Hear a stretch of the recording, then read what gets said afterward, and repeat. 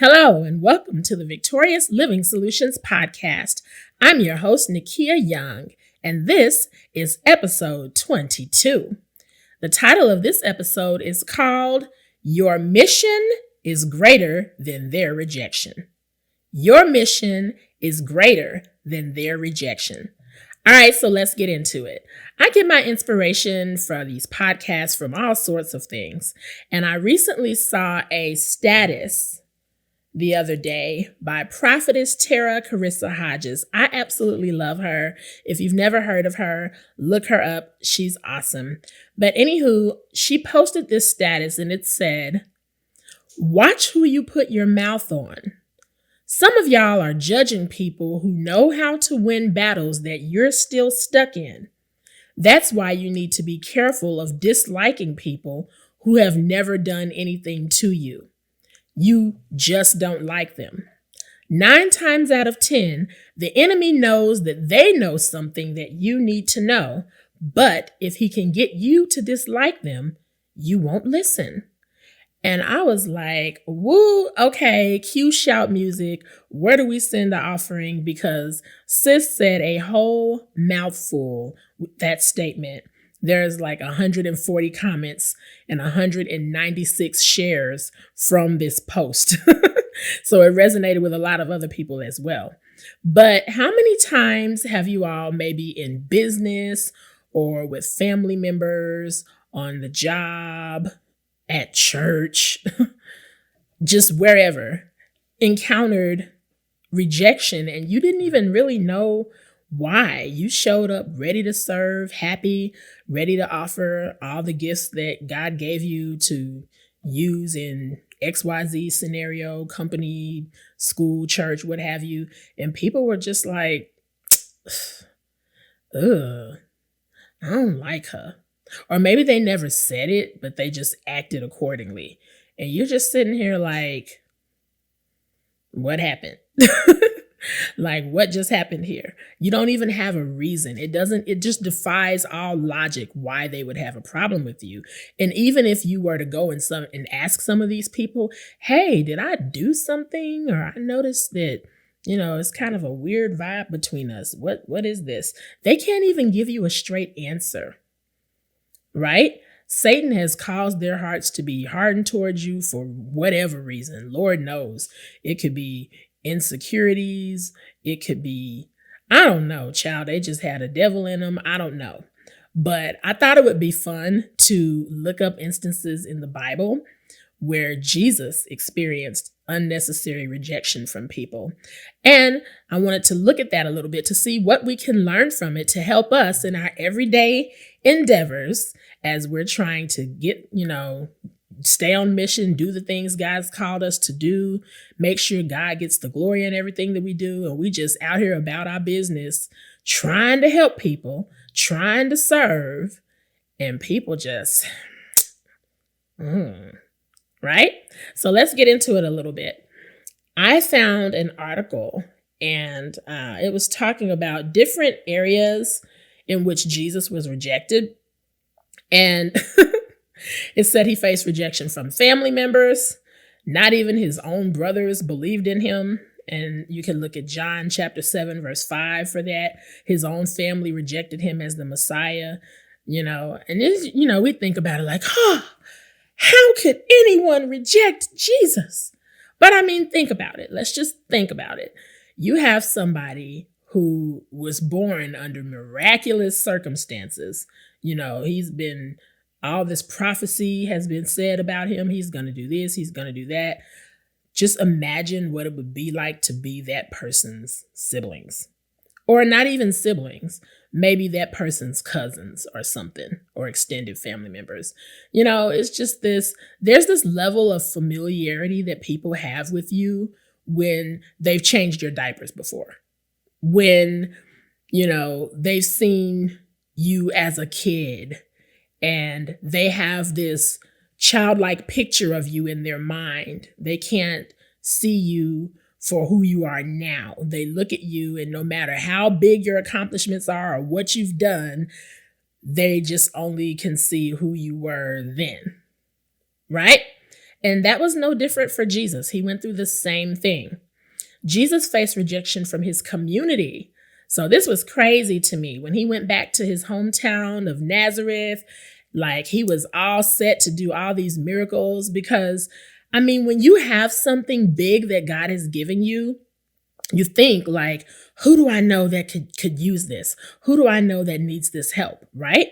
That we're naturally inclined to be like, well, before I really am so excited. I got this mission. I got this word from God. I got this business. I got this product. I got this service. And it's blessing so many people, but I would be remiss if I go outside and help all of these people and Pookie and Ray Ray and all the people I came up with is back in the hood struggling, right? Let me go back and see what I can do to help these people. Like I can't think of off the top of my head, I got this cousin, I got that person, I got this person I went to grammar school with. Let me go back and help, right? So he goes back to his hometown and they were offended. Ain't that Mary's boy? Girl, bye, girl. Look at Mary's boy coming over here talking about he gonna do some miracles. Who do he think he is, right? So they were offended. And he couldn't do much except heal a few sniffles here and there and be about his merry way. He wanted to do so much more, but there was so much doubt and unbelief from people he came up with. They couldn't receive it. Matthew chapter 13, verse 57 says that he was without honor in his hometown. A prophet is not without honor except in his hometown, right? Jesus did not do many mighty works there because of their unbelief. That's verse 58. So he knows what it's like when you don't have the love and support of a community or, people that you really thought were your friends or whatever, and they make you feel unwelcome in a place where, when you were at this stage, they had no problem with you. But soon as God elevated you to a level that was beyond their comfort zone, they were like, ooh, we cannot receive from her anymore. We cannot receive from him anymore. Who do they think they are? Right? It says he received rejection from his father, and that was when he was on the cross and he had taken on literally all the sin of all mankind. And it talked about how sorrowful he was and he was sweating blood and he felt like, God, why have you forsaken me? Because when we're in sin, we don't feel connected to God. Now, we know Jesus wasn't sinful on his own, but just in the moment of taking on all of our sin, imagine how you feel when you're not right and you ain't been right for a while. And you need to get back in church and get right with God, but you feel like condemned to the point where you don't even feel like you can go to church because you just like, ooh, I'm so sinful. Ooh, the conviction that you feel when you haven't done something. Okay, now multiply that times billions of people. And that's what Jesus was feeling on the cross. Okay? So those are just a few instances where we can think of where Jesus dealt with rejection. And what we can learn from it is rejection is going to be there. It's not going anywhere. Anybody who has any call or any talent or any gifts or anything is going to have to deal with rejection in some way. But the way to remain encouraged during those seasons is to remember your mission. Remember your mission. In the instances in the Bible, just the few that I talked about, was it hurtful? Yes. Like, man, I'm trying to help you people and you won't even you don't believe in me or you're offended. Like, imagine going out of your way to help somebody and instead of them thanking you, they get pissed off at you for trying to help them. So Jesus has been through it all. The same stuff we go through, he went through. The same temptations we deal with, he dealt with. He was without sin, though. Can't say the same for himself. We've all sinned and fallen short of the glory of God, but He's the textbook example to look at when we're dealing with stuff like, Lord, I'm trying to serve you and I'm trying to be about your business, but some of your kids be tripping.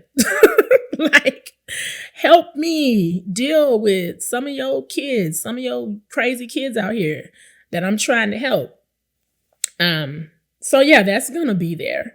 But what helped him get over the hurt and the sting of the rejection is the mission. He was about his father's business for pretty much like his whole life. Like, I know the mission. It's one thing when you don't know your mission, you don't know your purpose, you don't know your calling, and you're just kind of stumbling around lost trying to figure it out. But if you know what God has called you to do, you're going to feel the sting of that rejection for a hot second, and then you're just going to have to thug it out and get over it. Because the mission at hand is so much bigger than the rejection of a few people. And it sounds almost cliche to say that, because sometimes in the moment, depending on, who it was, it can just really derail you for a couple of weeks, months. Like, dog, I thought that was my best friend. Like, you start thinking about all the stuff you did for the person, and like, I was really good to them. Like, why did they all of a sudden flip and do, you know what I mean? But you can't allow yourself to stay there. Imagine if any of those times that Jesus was rejected, if he would have just sat and had a pity party. The longer he sat and had a pity party, that's time that this person didn't get their healing, because Jesus was supposed to travel to this town and heal 300 people over here, or speak a word that was going to change the life of this person who knew the other person next to him, who knew somebody else that was going to become king. Like, you just never know. It was so much at stake that he could not afford to get off mission. And guess what? Neither can we. Don't let rejection stop you. It may sting you for a minute. Ooh, ouch. But don't let it stop you. Keep in mind your mission. Keep the mission in mind and stay the course. You do not have time to be worried about petty people. You don't. The longer you sit and meditate on the rejection and have it cause you to second guess yourself, well, what is it? Is it something I did? Is it wrong with me? No. That's time you could be working on your business plans. That's time you could be scheduling your social media contact. That's time you could be working on any number of things. I don't know what your business is or what your calling is, but that's time that you could be working on things that are going to help people, that are going to change the lives of other people. And the devil would have you to get stuck and start feeling, a lack of confidence. And they see every time I try to do something, people just reject me. I ain't going to do nothing then. Now, when we get to, everybody knows that this is not all there is, Earth is just a temporal, subject to change environment. We're living for the life after this one. And in the life after this one, when you get to Judgment Day and God asks you what you did with what he gave you, how lame would it be to have to tell God, well, I tried and people didn't accept me, so then I just didn't do nothing. He's going to look at you like, are you serious? Like, be for real right now. So you have a bigger mission. We all have a bigger mission. Okay? It may sting you, but don't let rejection stop you. Our production assistant has arisen from his nap. But yeah, mission is greater than rejection. That's all I have, you guys. Thank you so much for tuning in, and we'll see you next time on Victorious Living Solutions Podcast. Bye, everybody.